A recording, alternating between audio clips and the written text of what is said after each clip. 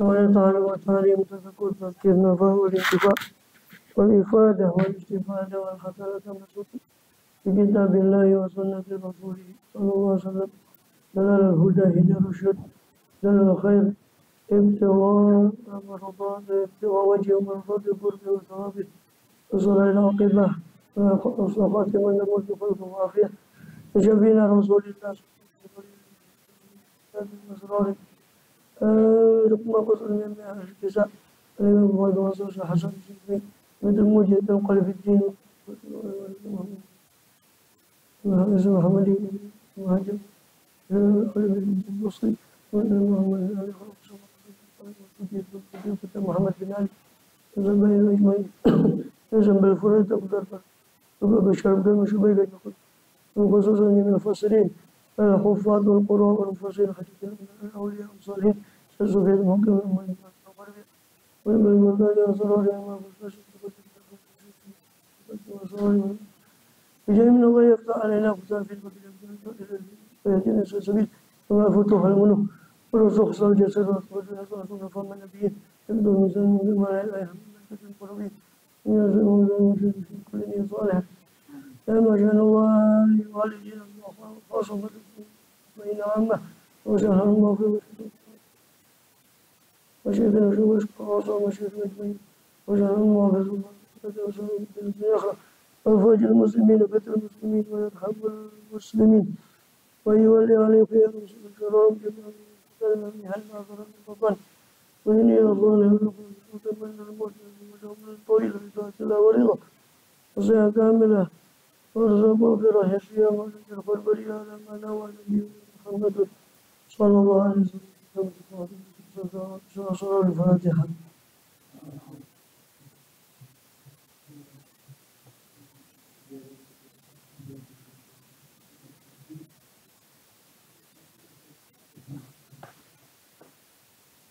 بسم الله الرحمن الرحيم الحمد لله رب العالمين وبه نستعين على أمور الدنيا والدين والصلاة والسلام على أشرف الأنبياء والمرسلين سيدنا نبينا حبيبنا وشفيعنا وقرة أعيننا محمد وعلى آله وصحبه أجمعين وعلى جميع التابعين لهم بإحسان إلى يوم الدين وعلينا معهم وفيهم برحمتك يا أرحم الراحمين أما بعد قالوا سبحانك لا علم لنا إلا ما علمتنا إنك أنت العليم الحكيم رب اشرح لي صدري ويسر لي أمري واحلل عقدة من لساني يفقهوا قولي أما بعد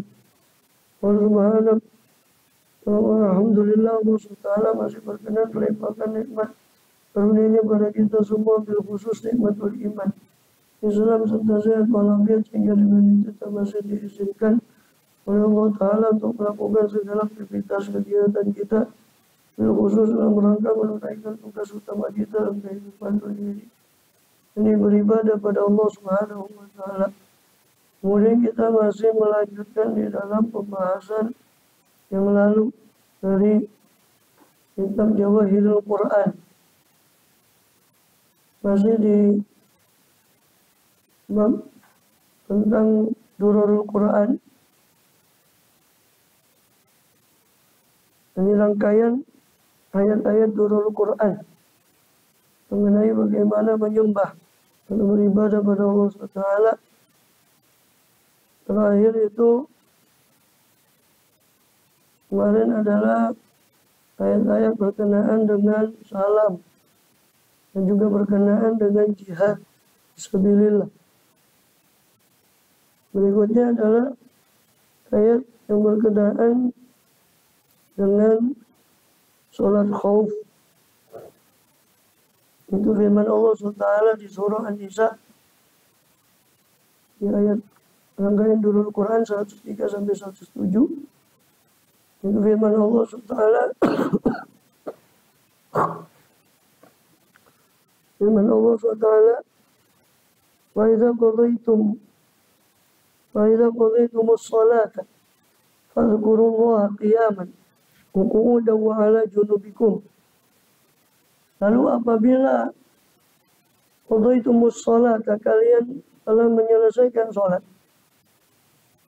Nah, ini berkenaan dengan ayat berikutnya, ayat sebelumnya. Itu ayat 102, idza kuntum fi maqam salat faltakum ta'ifatun minhum. Maka itu kaifiyah tentang sholat khauf. Maka sholat yang dimaksud di ayat 103 adalah sholat khauf. Fa idza qadaytumus sholata, ya'murullah, Allah SWT memerintah dengan banyak berzikir setelah sholat khauf secara khusus. Meskipun disyariatkan berzikir itu dan dianjurkan juga setelah selain sholat khauf. Setelah sholat apa saja dianjurkan kita zikir kepada Allah Subhanahu wa Ta'ala. Maka dikatakan orang yang sholat jamaah kemudian duduk zikir kepada Allah, maka malaikat itu selalu senantiasa mendoakan orang itu selama berada di tempat sholatnya.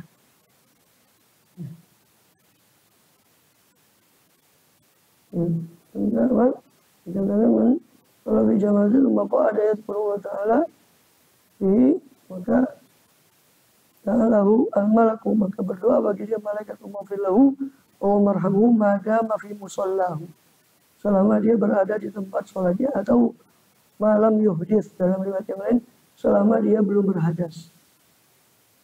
Dan orang yang sholat jamaah lalu duduk di tempat sholatnya zikir kepada Allah Ta'ala di tempat sholat itu, maka malaikat senantiasa mendoakan orang itu, ya Allah ampunilah dia, ya Allah rahmatilah dia, selama dia masih berada di tempat sholatnya, tidak bergeser dari tempat sholatnya. Atau dalam riwayat yang lain selama dia belum berhadas. Selama dia belum berhadas. Kemudian makanya zikir pada sholat, setelah sholat itu, dan sholat sunnah ba'diyah itu tidak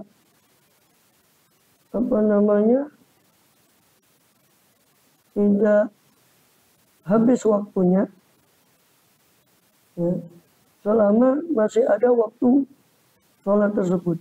Jadi ba'diyah zuhur ya sampai habis waktu zuhur yang mau zikir, ya.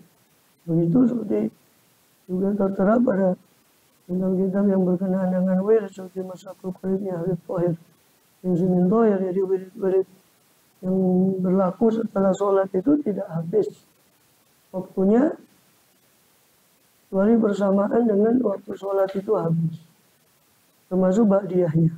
Kalau ada ba'diyah, semua ada ba'diyah kecuali asar dengan subuh, tidak ada ba'diyah. Dan semua ada qobliyahnya, kecuali maghrib yang diperselisihkan apakah disunahkan qobliyah atau tidak. Ya. Adapun qobliyah itu bahkan masih boleh dilakukan qobliyah itu setelah sholat fardunya. Setelah sholat fardunya itu masih boleh dilakukan qobliyah.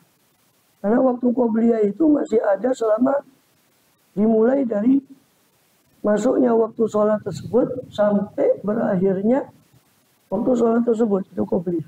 Jadi qobliyah zuhur, orang yang tidak nututi ya sholat qobliyah zuhur, ya dia sholat zuhur saja. Nanti habis sholat zuhur dia sholat qobliyah zuhur sebelum ba'diyah zuhur. Sholat sunnah qobliyah masa disyariatkan jamaah, ya tidak ada. Maksudnya tidak usah jamaah, ya apanya yang tidak usah jamaah? Sholat sunnahnya. Kenapa? Iya bisa. Bisa. Itu masih adaan. Bukan kodoan. Kodoan itu kalau sudah habis waktunya. Jadi waktu zuhur sudah habis. Sedangkan dia belum melakukan ba'diyah zuhur. Nah, terus sebelum sholat asar dia kodoi yang tadi. Maka itu kodoan. Tapi selama waktunya zuhur masih ada, maka qobliyah zuhurnya meskipun sudah selesai sholat zuhur, assalamualaikum, assalamualaikum, sholat zuhur, terus baru dia lakukan qobliyah karena tadi tidak nututi qobliyah, itu masih adaan, masih tunai. Qobliyahnya itu masih tunai. Sama, semua sholat. Semua sholat. Zuhur, subuh, asar, itu masih adaan. Ya, ini masih ada selama waktu sholat itu masih ada. Sedangkan ba'diyah itu baru masuk setelah salam-salam dari sholat fardunya, baru masuk waktunya ba'diyah. Kalau qobliyah kan masuk sebelumnya. Tapi masih tersisa waktunya qobliyah selama waktu sholat fardunya masih ada.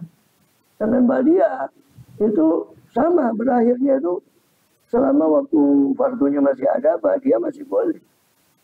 Cuma kan bedanya masuknya saja, bedanya kan antara qobliyah dengan ba'diyah beda waktu masuknya. Kalau qobliyah sudah masuk semenjak azan manjing, waktu fardunya itu sudah masuk qobliyah, dengan ba'diyah baru masuk setelah selesai pelaksanaan sholat fardu itu baru masuk ba'diyah. Adapun berakhirnya sama, itu berakhirnya dengan berakhirnya waktu sholat fardunya. Begitu juga orang ketika sholat jamak masih boleh melakukan sholat sunnah, ya kan? Jamak takdim zuhur asar, ya dia lakukan sholat qobliyah zuhur dulu. Ya. Ada yang mendahulukan sholat qobliyah asar di situ, tapi yang mengakhirkan sholat qobliyah asar setelah asar. Jadi sholat qobliyah zuhur dulu, sholat fardu zuhur. Karena dia menjamak takdim dan tidak boleh dipisah antara sholat pertama dan sholat kedua, itu langsung salam-salam langsung berdiri untuk sholat kedua. Qobliyah zuhur, kemudian sholat fardu zuhur, sholat fardu asar, ba'diyah zuhur, ada yang membolehkan ba'diyah zuhur dimajukan, ba'diyah zuhur, qobliyah asar. Jadi begitu urutannya. Ya kan sudah jamak. Kan jamak takdim. Loh, jangan gitu. Antum sholat witir kalau jamak takdim maghrib isya. Jamak takdim maghrib isya. Setelah sholat isyanya salam-salam, boleh sholat witir, boleh sholat taraweh. Karena waktunya sholat taraweh, waktunya setelah melakukan sholat isya, bukan setelah manjing sholat isya. Sebaliknya antum sudah mancing isya, belum melakukan sholat isya, boleh taraweh? Tidak boleh. Boleh witir? Tidak boleh meskipun sudah mancing isya. Durung belum melakukan sholat isya. Boleh. Mau witir setelah melakukan sholat isya, jamak takdim walaupun waktu maghrib, boleh. Boleh. Apa ada jurusan muara antara jamak takdim dan takdim? Jamak takdim Kenapa? Ukuran mualah antara sholat pertama sholat kedua, memang tidak ada ulama menegaskan dengan tegas ketentuan mualahnya. Itu dikeluarkan pada uruf, tapi ada sebagian yang menstandarkan, mengukur mualah antara sholat zuhur ke asar. Kalau jamak takdim itu kan harus nuli-nuli, harus mualah, ya, nuli-nuli, sinambung. Maka mualahnya itu ukurannya adalah 2 rakaat ringan. Rakaatin khafifatain. 2 rakaat ringan. 2 rakaat ringan itu berarti diambil fardu-fardunya saja, 2 rakaat yang ringan. Kalau dia terlalu panjang melebihi 2 rakaat ringan, berarti sudah tidak boleh dia menjamak asarnya ke zuhurnya karena sudah terlalu panjang jedanya. Jadi jeda sholat zuhur ke asar ketika jamak takdim, sholat pertama ke sholat kedua atau maghrib ke isya ketika jamak takdim maghrib isya, itu jedanya tidak boleh lebih panjang dari 2 rakaat ringan. Rakaatin khafifatain, 2 rakaat ringan.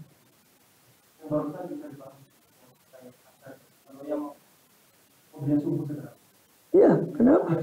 Dia subuh. Boleh, Rasulullah menyuruh mana?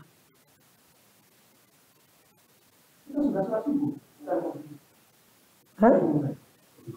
Kita sudah enggak foto. Adaan, antum kan baru datang. Ini pembahasan sudah dari tadi. Kenapa? Bingungnya kenapa? Bingungnya karena kan kopinya belum subuh kan? Iya. Sedangkan kita kan sudah sholat. Iya. Masih bisa itu? Iya masih bisa. Masih bisa. Nah itu ijma para fuqaha terutama mazhab Syafi'i. Ya sehingga kan tadi sudah saya jelaskan bahwa qobliyah apapun itu bisa dilakukan setelah sholat fardunya. Jadi qobliyah itu masuk, waktu qobliyah itu masuk dengan azan. Waktu sholat qobliyah, mau qobliyah isya, qobliyah subuh, qobliyah maghrib, menurut pendapat yang mengatakan ada qobliyah maghrib, ada qobliyah maghrib itu khilaf, qobliyah asar, qobliyah zuhur, itu semua masuk dengan azan atau manjingnya waktu masing-masing. Dengan manjingnya waktu masing-masing, maka masuklah waktu qobliyahnya. Dan berakhir sesuai dengan waktu sholat fardunya itu berakhir. Baru berakhir waktu qobliyah. Lalu kalau dia makan itu gimana? Saat sholat subuh, pada tidak boleh. Itu sebenarnya saya bahas itu, Ustaz. Tapi ada yang mengatakan kalau sholat jenazah itu kan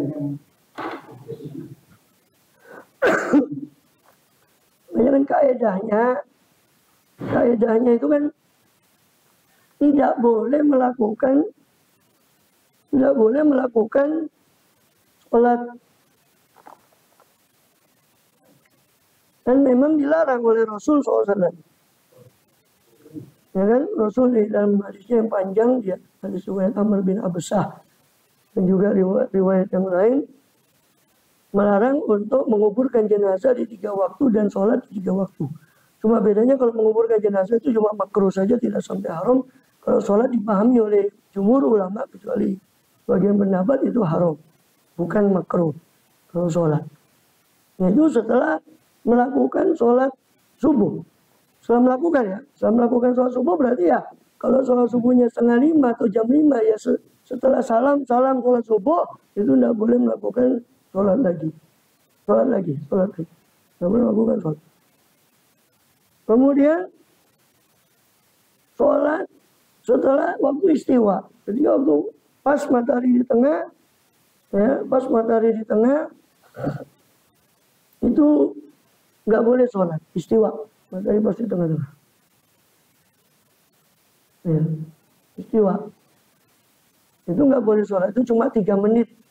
Kurang lebih sebelum mancing zuhur. 3 menit sebelum masuk. Itu nggak boleh sholat. Kemudian setelah sholat asar. Sudah ya. Itu seolah mutlak di hadis. Di hadis itu. Dan jika ada fikih yang mengatakan tidak ada satupun yang umum dalam dalil, kecuali kebanyakan yang umum itu pasti dikhususkan dengan dalil. Maka keumuman larangan. Jadi kita membahas mu'tamad mazhab Syafi'i. Saya tidak membahas mazhab Maliki yang agak berbeda pendapat dan umum. Tapi mazhab Syafi'i mu'tamadnya dikecualikan dari larangan tadi. Dan tidak boleh sholat setelah melakukan sholat subuh, setelah melakukan sholat asar, dan ketika matahari di tengah-tengah. Ya. Juga di hadis yang lain, jangan membarengi terbenamnya matahari dan terbitnya matahari dengan sholat. Berarti ada waktu lagi menjelang terbit sampai terbit sempurna, dan menjelang terbenam sampai terbenam sempurna, itu juga dilarang sholat. Beda ya pengertiannya antara setelah sholat asar dan setelah sholat subuh, dengan pengertian menjelang terbit sampai terbit sempurna, menjelang terbenam sempurna, itu beda. Kalau menjelang terbit, menjelang terbenam, itu patokannya matahari. Kalau setelah melakukan sholat subuh, patokannya pelaksanaan sholatnya. Maka dari situlah kemudian fuqaha merumuskan 5 waktu yang haram. 3, ya 2 berurusan dengan perbuatan sholat, itu setelah melakukan sholat subuh, setelah melakukan sholat asar.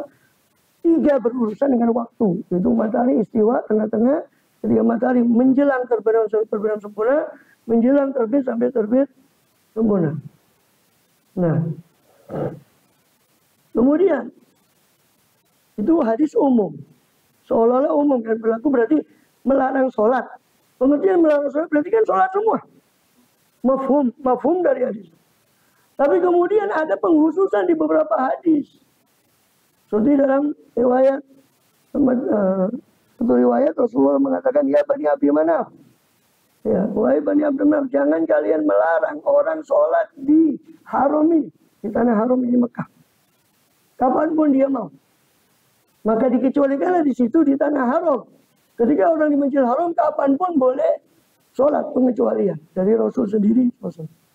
Ini dalil umum dikhususkan oleh dalil kecuali di tanah haram. Dalilnya ya Bani Abdi Manaf, la tamna'u ibadallah ayusallu fi hadzal haram ya ayi waqtin sya'a.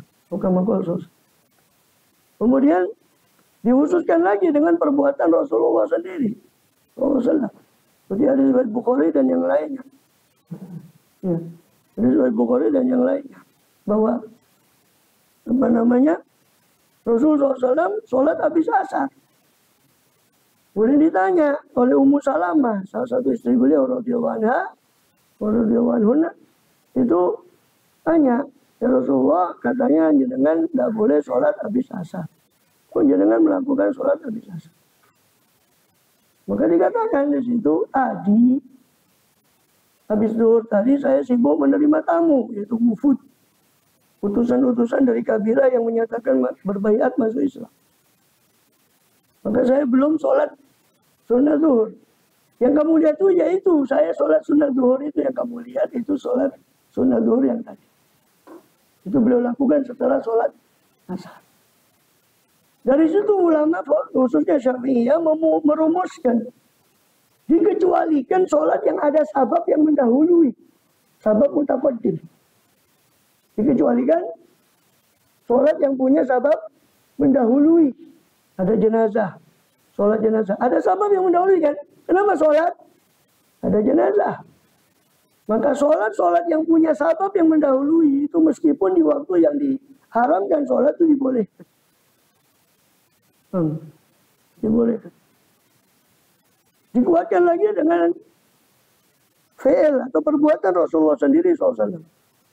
Ini riwayat Bukhari juga, dan yang lainnya selain Bukhari juga diriwayatkan Rasulullah SAW satu kali habis pulang perjalanan perang karena payah ya, beliau tuh kalau jalan Rasulullah beliau di malam hari, baru di agak akhir malam atau malam sudah agak larut baru beliau berhenti, karena kata Rasul beliau sendiri menyarankan kalau kamu safar itu malam hari.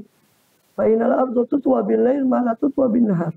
Sebab bumi itu dilipat di malam hari sesuai dengan pelipatan yang tidak terjadi di siang hari. Maka beliau kalau berjalan di malam.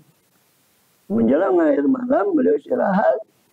Siapa yang membangunkan kita, kata Rasul? Rasul Bilal. Bilal sendiri sendeper di tidur. Sampai agak terang. Subuh sudah habis. Sayyidina Umar bangun, Sayyidina Umar suaranya keras, langsung adzan. Allahu Akbar, Allahu Akbar. Dan Kanjeng Nabi itu biasanya SAW, kata sahabat, kalau beliau tidur, sare, Kanjeng Nabi sare itu tidak berani yang gugah. Tidak ada yang berani membangunkan Rasul. Sebab kita, kata sahabat, kita tidak tahu apa yang terjadi pada diri Rasul ketika beliau tidur. Sebab mimpi Anbiya itu wahyu. Maka ketika Rasul tidur itu tidak ada yang berani membangunkan Rasul. Karena kita tidak tahu apa yang terjadi pada beliau saat tidur. Ya. Sampai terbangun dengan suaranya Sayyidina Umar. Akhirnya Rasul menagih, mana ya Bilal? Perkataanmu katanya kau mau bangun. Maka Rasul ngodoi sholat subuh plus saadzannya, sakomatnya, sakobliya subuhnya, sholat subuh.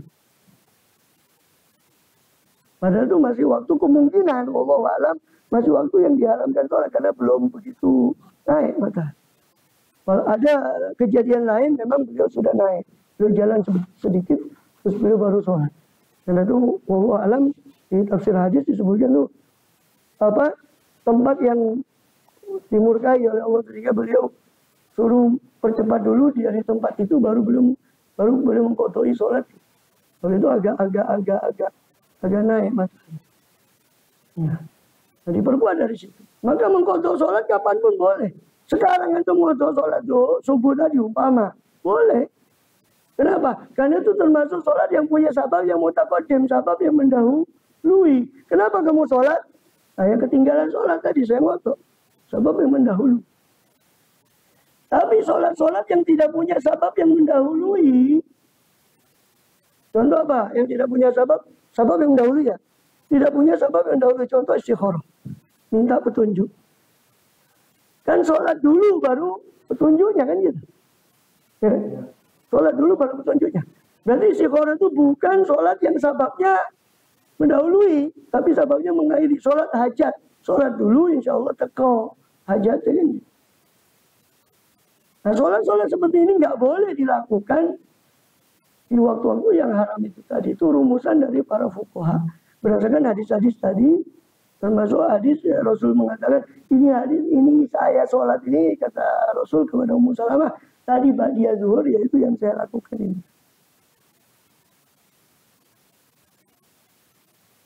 Adapun kodoan itu, kalau kejadiannya seperti kasusnya Ummu Salamah tadi yang nanya ke Rasulullah, itu baru Rasul mengkodok ba'diyah zuhur.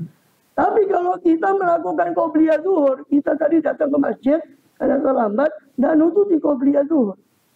Ya kita memang wajibnya, sepakat ulama 4 mazhab, harus ngikuti imam dulu. Imam sudah qomat, ya sudah ikut imam sholat zuhur. Loh eman, saya biasa melakukan qobliyah zuhur. Setelah salam, lakukan qobliyah zuhur. Dan itu adaan, bukan kodoan. Bukan. Saya ingin meluruskan tadi konsep kodoan. Jadi qobliyah zuhur dilakukan setelah zuhur. Selama waktu zuhur masih ada, itu masih adaan. Kodoannya itu nanti setelah waktu zuhur habis. Nah, kok lupa dari kelupaan, nggak sholat zuhur. Qobliyah. Zuhur sudah habis. Baru dia sebelum asar dia kodoi yang qobliyah tadi. Itu baru kodoan. Karena waktu zuhur sudah habis. Ya, kembali ke sini sebenarnya kita bahas tadi masalah faiza qadaytumus sholata fazkurullaha qiyaman wa qu'udan. Apabila kalian selesai sholat, maka zikirlah kepada Allah Ta'ala qiyaman dalam keadaan berdiri, wa qu'udan dan dalam keadaan duduk, wa ala junubikum dan di atas janbun, di atas lempeng tubuh kalian, wa ala junubikum. Junub jamak dari jambun. Jambun ini lempeng tubuh. Nah, konteks sholat di sini saya sudah jelaskan di awal tadi. Faiza qadaytumus sholata, as-sholata itu sholatul khauf maksudnya. Ya, karena ayat di 102 sebelumnya bicara tentang tata cara sholat khauf. Sholat waktu perang. Sholat khauf itu sholat kondisi takut dalam arti sholat kondisi perang. Itu yang umum. Sholat khauf itu sholat perang, itu yang umum. Dan nanti pun ada dibagi beberapa tingkatan khauf. Ya. Karena ayat sholat khauf ini juga ada surah Al-Baqarah sudah lagi. Ya. Indal haraj wa zamanah. Ini qu'udan fi halil marad ya. Duduk itu kalau dalam keadaan sakit. Jadi di sini Allah memerintah untuk banyak zikir setelah sholat khauf. Setelah sholat khauf. Karena konteksnya as-sholata itu sholatul khauf menurut konteks ayat sebelumnya. Tapi meskipun di situ wa ingana masyhuran muraqabah fi aidan bi ghairiha. Meskipun di selain sholat khauf juga disyariatkan di zikir di semua sholat, tapi Allah tekankan di sini sholat khauf. Karena dalam keadaan khauf lebih dianjurkan lagi zikir untuk meminta kemenangan. So, ini paralel dengan ayat yang disebutkan di surat Al-Anfal. Alladzina mazkuru apa? Tidak lagi itu malahnya kabar. Fasbutu wazkurullaha katsiran la'allakum tuflihun. Fasbutu wazkurullaha katsiran la'allakum tuflihun. Ketika kalian berjumpa musuh, maka fasbutu, teguhkanlah pendirian kalian, dan wazkurullaha katsiran, ingatlah Allah yang banyak supaya kalian mendapat kemenangan. Supaya kalian mendapat kemenangan.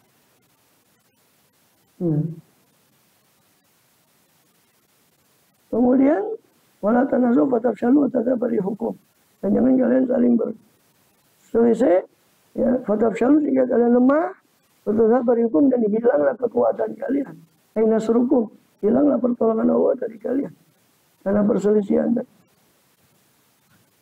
Kemudian itu paralel dengan 40 tadi. Tasbutu. Ini surah apa namanya? Al-Anfal.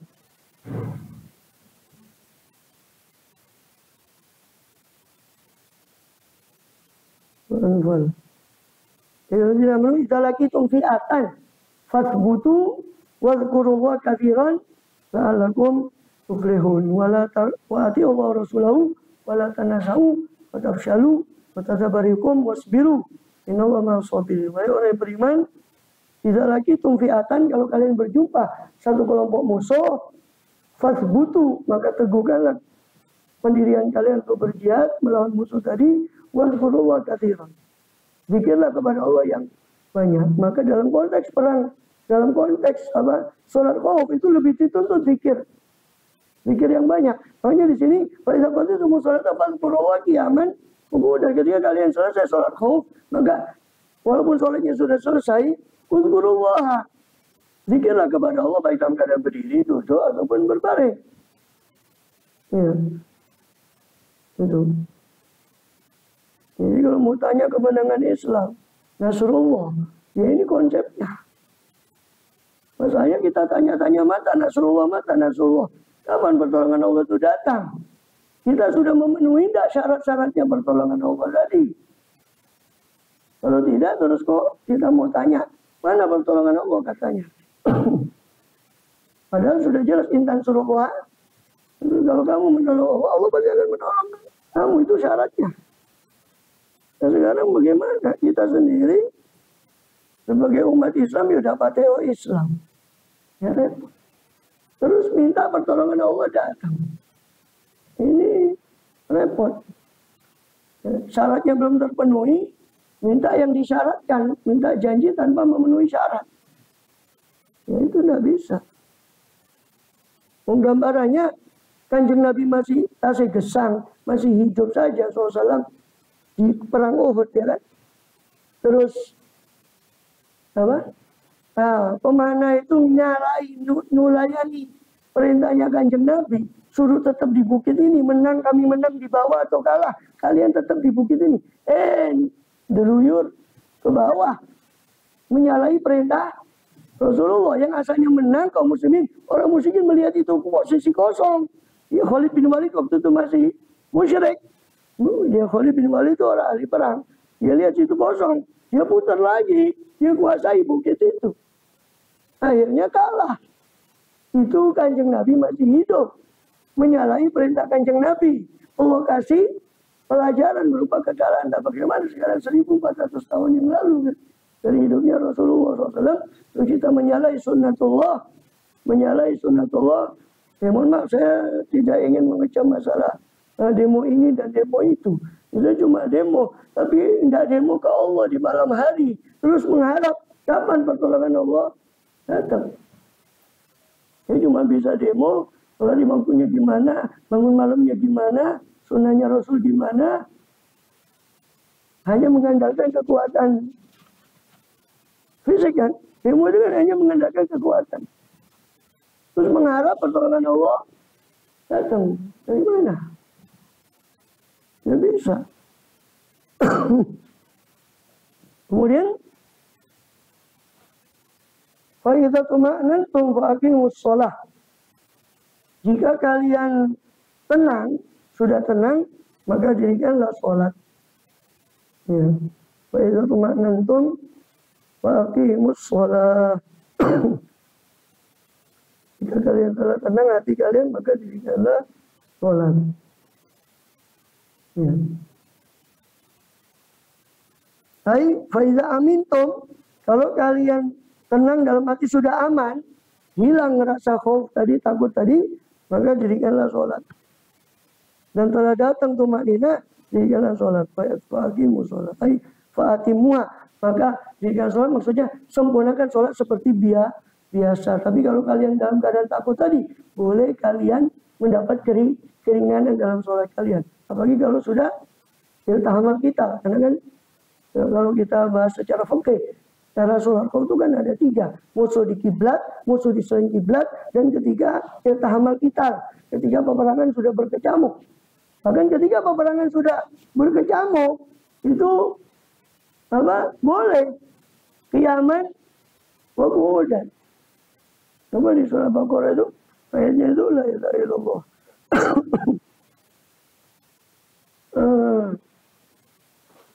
Ayat surah Baqarah yang masalah ayat kita itu. Awalnya hafidhu ala satu melakonitin. Fa khiftum farijalan.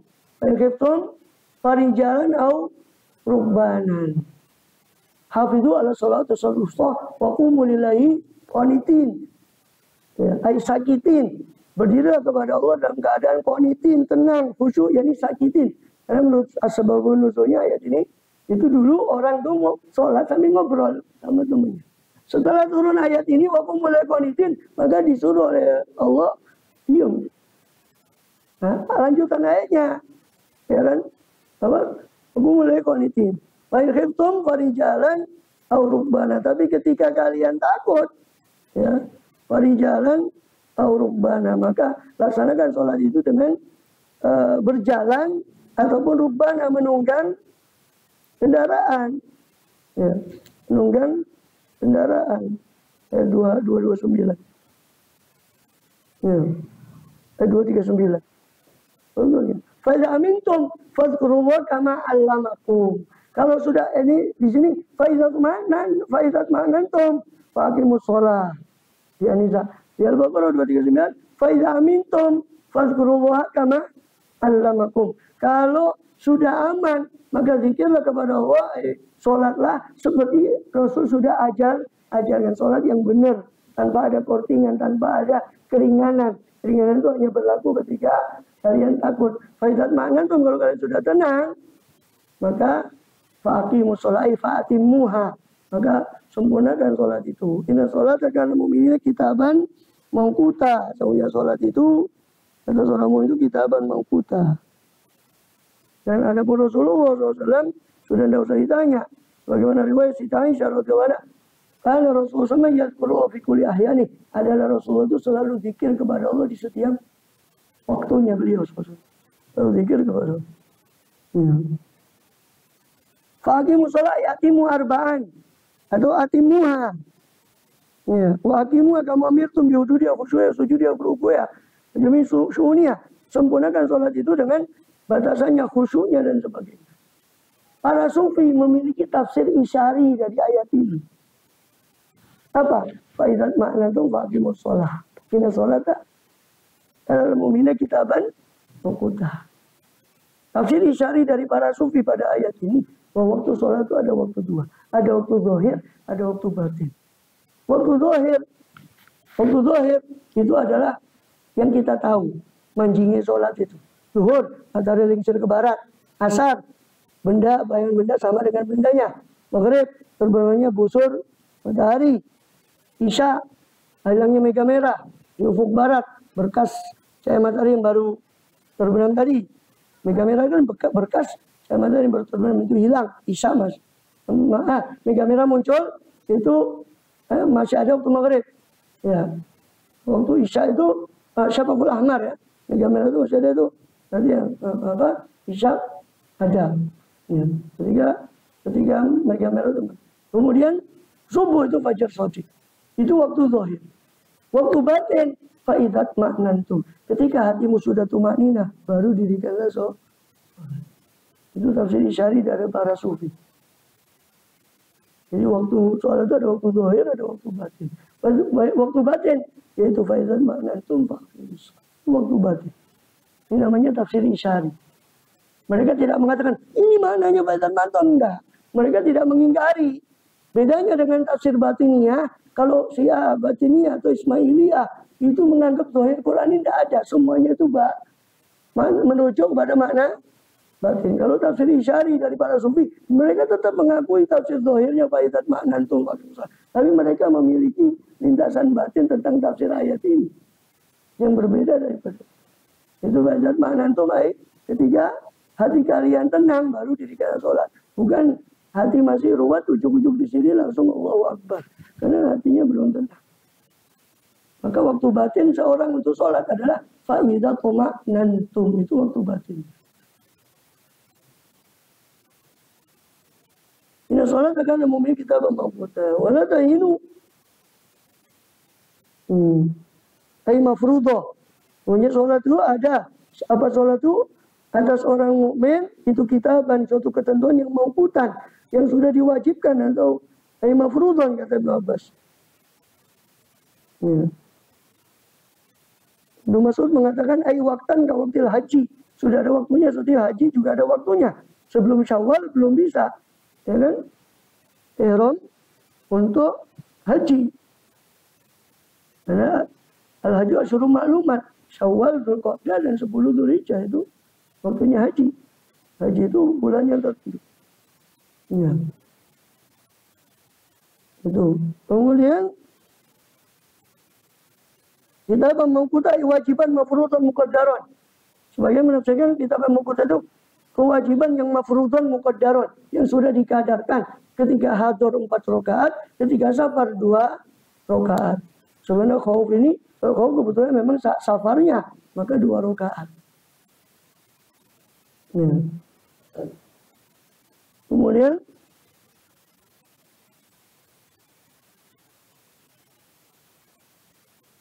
sebagaimana dalam hadis yang panjang Nabi SAW ya, mengajarkan sholat itu. Ada 2 hadis dikutip oleh Imam Baghawi. Satu hadis intinya Jibril yang mengajarkan sholat kepada Rasulullah SAW di awal Isra setelah Isra Mi'raj. Jibril turun di awal waktu. Zuhur di awal zuhur, asar di awal asar terus. Besoknya Jibril turun di akhir waktu. Di akhir waktu masing-masing sholat. Maka setelah itu Jibril berkata kepada ya Muhammad, as-sholatu baina hadainil. Oke, sholat itu antara 2 waktu ini. Waktu yang kemarin sama waktu yang sekarang. Dan itu juga dilakukan oleh Rasulullah SAW untuk mengajari para sahabat. Ya, karena sa'ilan atau fasalan mauqitis sholat. Famiru dari syaitan rumah merabila fa'atana rumah faqama sholat. Ya. Ada orang baru datang ke Madinah, masuk Islam, tanya tentang waktu sholat. Rasul tidak jawab langsung, tapi dipraktikkan. Bilal suruh azan. Kemudian saat komatnya, ya. Kemudian di hari pertama Rasul lakukan di awal waktu. Hari berikutnya Rasul lakukan di akhir, menjelang akhir waktu. Maka Rasul mengatakan as-shalah, kata beliau, ma baina hadainil waqtaini waktun. Antara 2 waktu yang kemarin saya lakukan dan sekarang, itulah waktu sholat. Sallallahu alaihi wasallam.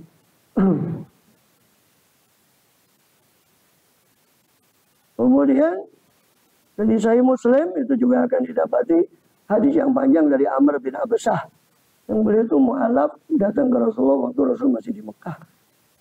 Ya, radhiyallahu anhu Amr bin Absah. Terus disuruh datang lagi, dia beriman pada kaumnya, hanya didakwah di kaumnya, suruh datang lagi ketika Rasul sudah menang, yaitu di Madinah. Datang lagi, maka di situ hadis Amr bin Absah itu hadis panjang. Karena Amr bin Absah ini minta ajarkan sama Rasul, diajarkan boleh hadis wudu, hadis sholat. Hadisnya Amr bin Absah. Radhiyallahu anhu. Kemudian lagi.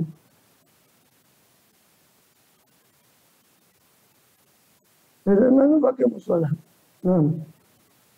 Bagaimana pakai musola? Sudah kita memukul. Wala ta'inu fi tiqail qaum. Dan jangan kalian merasa lemah. Fi tiqail qaum, dalam mencari kaum yang musuh kalian. Bal jiddu, tapi sungguh-sungguhlah kalian dalam mencari musuh kalian. Ya. Intakunu ta'lamuna. Waqudu lahum kulla marsad. Duduklah di setiap tempat pengintaian terhadap musuh kalian. Jangan kalian lemah. Karena mereka mungkin lebih lengkap senjatanya, lebih dan sebagainya. Jangan kalian lemah. Sebab apa? Intakunu ta'lamuna. Jika kalian merasa pedih dengan luka-luka kalian, fa innahum ya'lamuna kama ta'lamun. Maka mereka juga merasa pedih juga dengan luka. Kalau kalian luka, mereka juga luka. Tapi ada tapinya lanjutan ayatnya. Ya. Wa tarjuna ma la yarjun. Sedangkan kalian mengharap apa yang mereka tidak harap. Kalian berharap, kalian mengharap dari Allah kesyahidan dan pahala. Yang itu mereka tidak mengharapkan itu. Mereka kalau mati, mereka anggap itu mungkin mati konyol. Tapi kalian mengharap sesuatu yang mereka tidak harap. Kalau lukanya sama-sama luka, tapi harapannya beda. Inum ta'lamu kama ta'lamun. Inum ya'lamu kama ta'lamun wa tarjuna minallahi ma la yarjun. Dengan kalian berharap dari Allah apa yang mereka tidak harap. Ya kan? Kami sungguh al-jirah wal qital. Sebagaimana mereka ditimpa luka dan terbunuh, kadzalika yasulun. Soalnya kalian yusibukumul jirah wal qital, kalian ditimpa oleh luka dan terbunuh, mereka pun ditimpa oleh hal yang sama. Kadzalika yasulun, begitu juga terjadi pada mereka. Karena Allah firmankan juga di Ali Imran ayat 140, iyam saskum korhun, wa masal qawma korhun mithluh. Iyam saskum korhun, jika menyentuh kalian apa korhun, suatu luka, ya. Fakat masal qawma korhun mithluh, maka sungguh telah menyentuh pula kepada kaum yaitu musuh kalian luka yang seperti kalian rasakan. Betul kalau ayyamu nudawwilu bainan nas. Itulah hari-hari kami perputarkan hari-hari itu antara manusia. Saat kalian menang, suatu saat kalian kalah. Ya.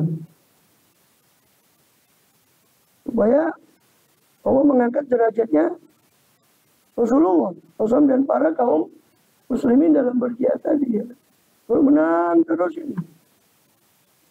Rasulullah pernah di Uhud pertama menang kemudian kalah. Hunain karena apa itu Allah ingin memberi pelajaran kepada, kalau mohon maaf kalau disilakan muslim anyaran yang masuk Islam di Fatu Makkah itu ikut di perang Hunain. Mereka merasa dengan banyaknya pasukan 14.000 kalau tidak salah, 10.000 lebih, itu mereka merasa alam tughni ankum fi'atukum walau kathuran, dan jumlah kalian tidak. Allah ingin memberi pelajaran, baru maju dihantam sama kabilah Hawazin di Hunain dengan panah kocar kacir. Baru saja itu Allah kasih kemenangan. Nah, kalau menang terus itu lah tilka ayyamu nudawwilu bainan nas. Kemudian wakana Allah aliman hakimah.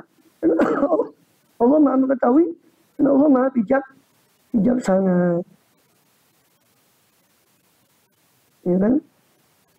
Jadi kalian berharap dari Allah apa yang tidak kalian ada, apa yang tidak mereka harap, apa yang diharap dari Allah. Mazhabah, keteguhan yang Allah berikan pada kaum muslimin, nasr, pertolongan yang Allah berikan pada kaum muslimin, itu kalian berharap dari Allah. Sedangkan mereka tidak ada harapan seperti itu. Maka artinya apa? Kalian lebih utama dalam berjihad daripada mereka. Sebab meskipun sama dalam berjihad mereka dan kalian sama-sama luka, tapi kalian berharap kepada Allah sesuatu yang luhur yang mereka tidak memiliki harapan itu dari Allah. Kemudian wala tayyidu dengan kaum untuk menalamun kamu yamu kamu tahu.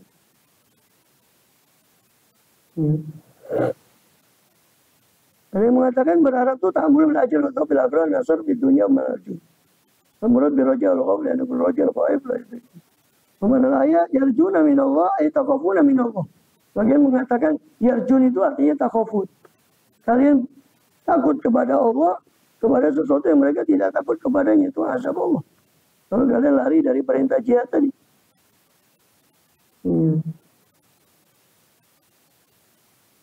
So di ayat yang lain, qul ladzina amanu yaghfiru lil ladzina la yarjuna ayyamahum. La yarjuna ayyamahum, la yakhafuna ayyamahum. Terkadang makna roja di beberapa ayat Quran itu maknanya khauf. Sebab apa? Sebab orang yang berharap sesuatu, dia akan takut kehilangan sesuatu yang dia harapkan itu. Maka terkadang yarjun di Quran itu sebagai ayat itu maknanya ya khauf.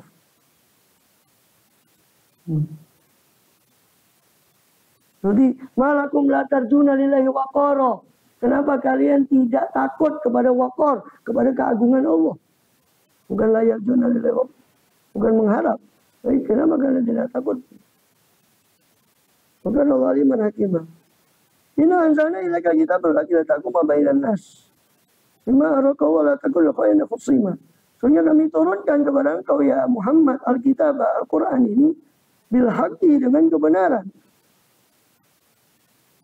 Tahkuma bainan nas, supaya engkau menghukum antara orang.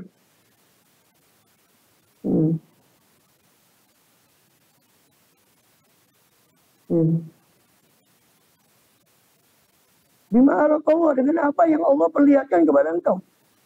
Dengan apa yang Allah perlihatkan kepada engkau. Ini kasusnya Tu'mah bin Ubayrik.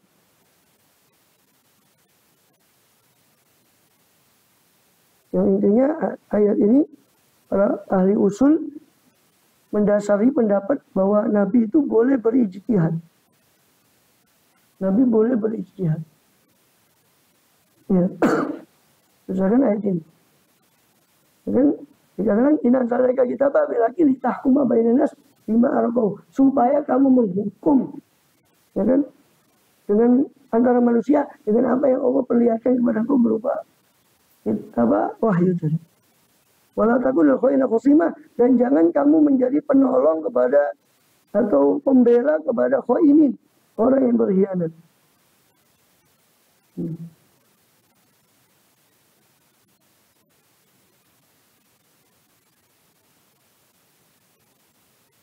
Kemudian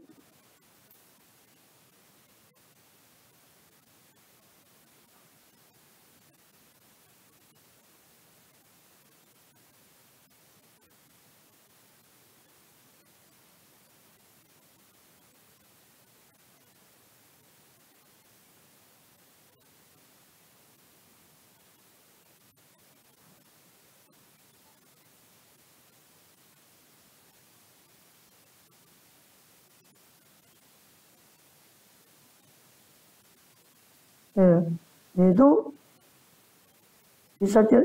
singkatnya Uqbah bin Ubayrik ini mencuri baju perang milik tetangganya, sahabat Qatada bin Nu'man, ya, dari Bani Dhofar, daripada Bani Dhofar. Uqbah bin Ubayrik dia menitipkannya kepada Yahudi. Yahudi ya polos, dikasih. Hampir-hampir Rasul memotong tangannya Yahudi karena memang ada bukti di tangan Yahudi. Tapi baru kemudian dibuktikan ternyata itu yang menyolong itu Tu'mah. Ya. Hanya dikatakan wala takun lil khainina khusima. Jangan kamu menjadi pembela orang yang berkhianat.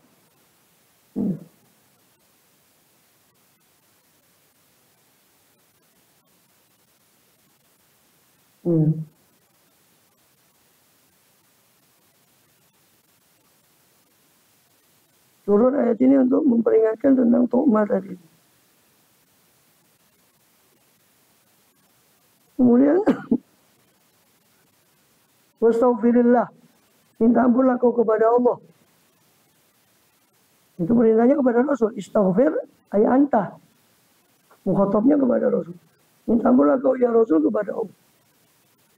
Sudah kita pernah bahas bahwa kesalahan para anbiya di Quran itu bukan seperti dosa kita. Sebetulnya dalam tataran ini beliau tidak salah, beliau tidak tahu. Beliau cuma menghukum berdasarkan bukti. Baru Allah kasih tahu kalau itu sebetulnya Tu'mah yang. Tapi sekecil apapun bagi seorang nabi itu sudah merupakan suatu. Maka dikatakan wastaghfirillah. Ya kan? Kalau kita kan kalau kesalahan dosa menurut kita itu kan memang betul-betul suatu maksiat gitu, melanggar. Itu kita. Kalau Nabi itu kesalahannya bukan melanggar. Soalnya ketidaksengajaan atau sebangsanya yang sebenarnya dalam tataran manusia atau kelupaan yang menurut tataran manusia biasa itu bukan suatu kesalahan. Tapi bagi seorang Nabi itu kesalahan. Jadi Nabi Adam yang lupa tentang larangan. Manasya walam najid lahu azma. Ini kan adalah Adam yang qablu fanasya walam najid lahu azma.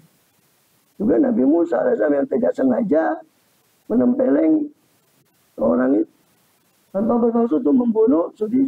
Misalnya di awal surat Al-Qasas hanya orang itu mati tanpa bermaksud beliau membunuh orang itu.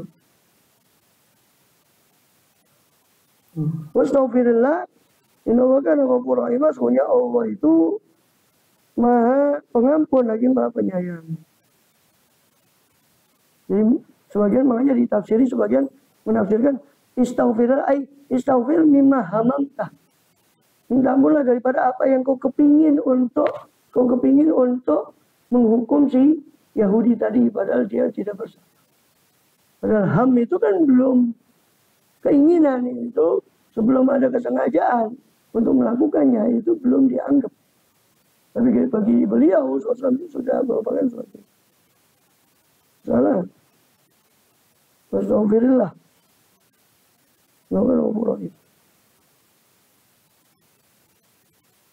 Wala tujadil anil ladzina yaqtanuna anfusahum.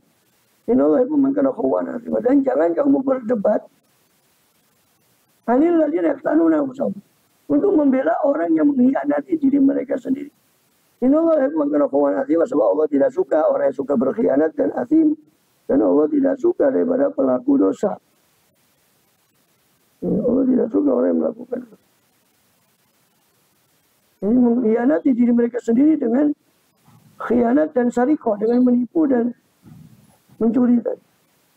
Allah tidak suka khawanan, orang yang suka berkhianat dalam hal mencuri baju perang tadi, asim. Ini orang yang suka berbuat dosa dalam arti menuduh si Yahudi tadi itu. Si Yahudi tadi sebagai pencuri yang padahal dia yang mencuri.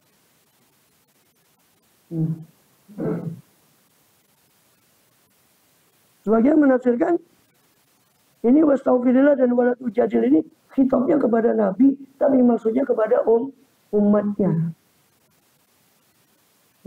Khitabnya kepada Nabi, tapi sebetulnya maksudnya kepada umat.